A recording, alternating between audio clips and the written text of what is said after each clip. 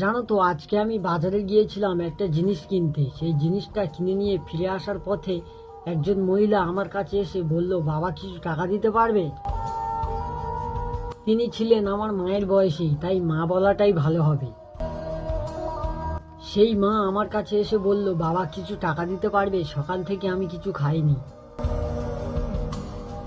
কিন্তু আমি বাজারে ততটুকুই টাকা নিয়ে গিয়েছিলাম সেই জিনিসটার যতটা দাম ছিল। বিশ্বাস করো, সেই জিনিসটা কেনার পরে আমার কাছে আর 1 টাকাও ছিল না। বিশ্বাস করো, তখন আমার এতটা খারাপ লাগছিল যে একটা মা এসে আমার কাছে একটা সাহায্য চাইলো, কিন্তু আমি দিতে পারলাম না। আর তোমরা তো সবাই জানো যে আমার যখন 6 মাস বয়স তখন আমার বাবা মারা গেছে। তারপর থেকে আমি মামার বাড়িতেই মানুষ হয়েছি। আর যখন আমার 7-8 বছর বয়স তখন থেকেই আমি কাজ করতে শুরু করেছিলাম একটা কাপড় জামা দোকানে। জানো তো, এই জন্য করেই আমি প্রত্যেক শনি মঙ্গলবার করে বজরংবলী মন্দিরে গিয়ে প্রভুর কাছে প্রার্থনা করি, প্রভু আমাকে এতটা বড়লোক বানিও না যেখানে আমার মনে অহংকার চলে আসে। আমাকে এতটুকুই বড়লোক বানিও যাতে কোনো গরিব দুঃখীকে সাহায্য করতে গেলে আমাকে একবার ভাবতে না হয়।